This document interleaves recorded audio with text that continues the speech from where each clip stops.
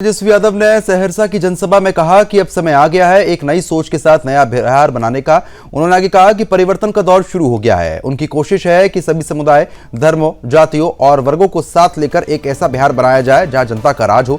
तेजस्वी यादव ने कहा कि हम लोग सिर्फ सरकार बनाने या मुख्यमंत्री, उप मुख्यमंत्री बनाने नहीं आए हैं, बल्कि सहरसा और पूरे बिहार की तरक्की के लिए काम करने आए हैं। उन्होंने दावा किया है कि जनता बदलाव चाहती है और अब बिहार को नए रास्ते पर ले जाने का वक्त आ चुका है।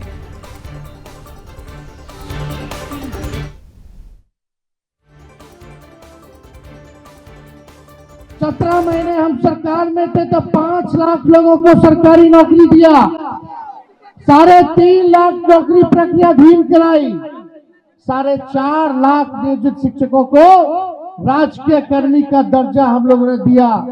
आईटी पॉलिसी बनाई, स्पोर्ट्स पॉलिसी बनाई, टूरिज्म पॉलिसी हम लोगों ने बनाने का काम किया।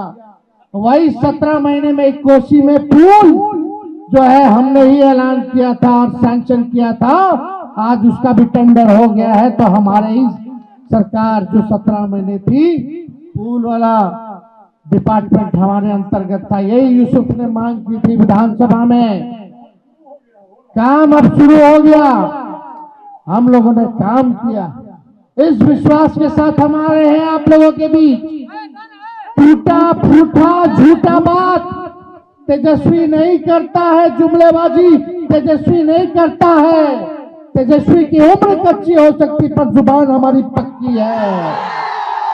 जो हमने कहा है वो किया है और जो कहेंगे वो करेंगे। बस एक मौका आप लोग हमको देने का काम कीजिए, एक मौका देने का काम कीजिए। जो 20 साल में ये सरकार नहीं कर पाई है, 20 महीने में तेजस्वी इस काम को पूरा करने का काम करेगा। आज एनडीए का सीएम का चेहरा कौन होगा पता नहीं है। अमित शाह कह दिए कि अब जब चुनाव हो जाएगा तो विधायक लोग तय करेगा कि मुख्यमंत्री का चेहरा कौन होगा।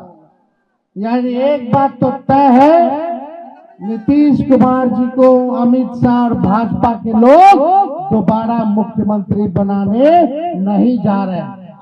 उनको हाईजैक कर लिया चाचा जी को। चाचा जी कितना बार यहाँ आए, हम लोग मुख्यमंत्री बनाए, लेकिन चाचा जी का स्वभाव आप लोग जानते हैं, होने से होने। लेकिन हमको दुख है इस बात का कि भाजपा के लोग उनके साथ अन्याय करने का काम कर रहे हैं। हम लोगों का प्रेस कॉन्फ्रेंस हुआ साझा, महागठबंधन के लोगों ने हम पर भरोसा जताया, मुख्यमंत्री का चेहरा बनाया।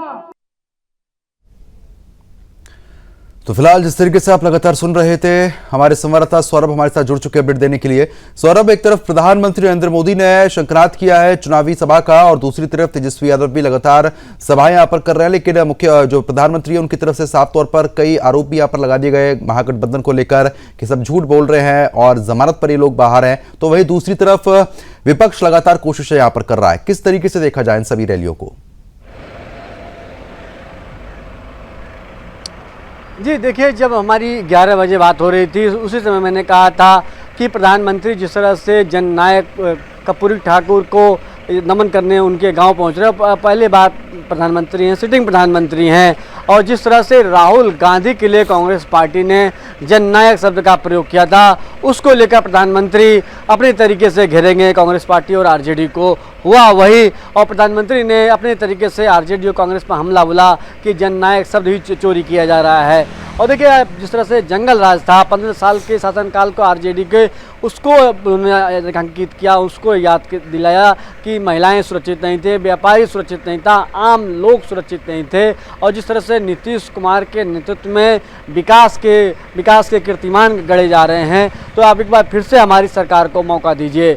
तो समस्तीपुर में आज उन्होंने जननायक कर्पूरी ठाकुर की भूमि से पूरे बिहार को मतने की कोशिश की। और समस्तीपुर जिले की बात किया जाए, समस्तीपुर के लोकसभा की बात किया जाए, वहाँ से जेडीयू की सांसद हैं शाम्भवी चौधरी हैं, मंत्री हैं अशोक चौधरी, उनकी पुत्री हैं। उजियारपुर लोकसभा क्षेत्र है, वहाँ के जो लोग थे वहाँ मौजूद थे। तो समस्तीपुर और उजियारपुर 2 लोकसभा क्षेत्र था।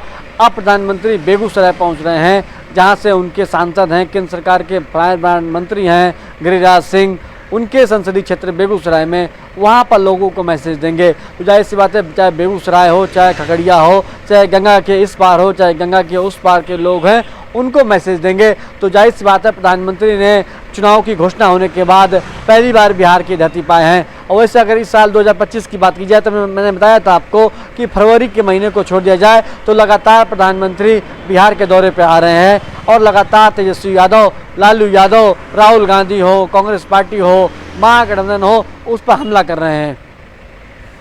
बिल्कुल, क्योंकि जिस तरीके से लगातार कई आरोप भी यहाँ पर लगाए गए, सवाल भी उठाए गए, लेकिन तेजस्वी यादव भी लगातार अपनी सभाओं में सरकार को घेरने का यहाँ पर काम कर रहे हैं और वो साफ तौर पर कह रहे हैं कि पहले भी हमने नौकरियां दी है, हम जो वादे कर रहे हैं वो पूरा करके दिखाएंगे। जनता विश्वास कर पाएगी? जी देखिए, जनता को तय करना है प्रद्युम्न की जो तेजस्वी यादव कर रहे हैं क्या वाकई उन पर भरोसा किया जा सकता है। क्योंकि देखिए, जो पढ़े लिखे लोग हैं वो सवाल कर रहे हैं कि वाकई 23 लाख सरकारी कर्मचारी हैं, अब वो 2.5 करोड़ सरकारी लोगों को रोजगार देने की बात कर रहे हैं, यानी हर घर से रोजगार देने की बात कर रहे हैं। तो ये कहाँ से संभव है? ये कहीं जो इनके दावे हैं, क्या ये चुनावी वादे तो नहीं रह जाएंगे?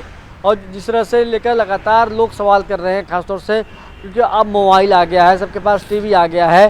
पहले का जो इनका शासनकाल था तो वहाँ पर लोगों के पास मोबाइल नहीं हुआ करता था, सूचना के जो आदान प्रदान का साधन था वो नहीं था, लेकिन अब सूचना आदान प्रदान का साधन है। लगातार चाहे प्रधानमंत्री हो, चाहे भारतीय जनता पार्टी के नेता अमित शाह हो, जेपी नड्डा हो, लगातार सवाल कर रहे हैं कि तेजस्वी यादव जो रोजगार की बात कर रहे हैं वो रोजगार कहाँ से लाएंगे।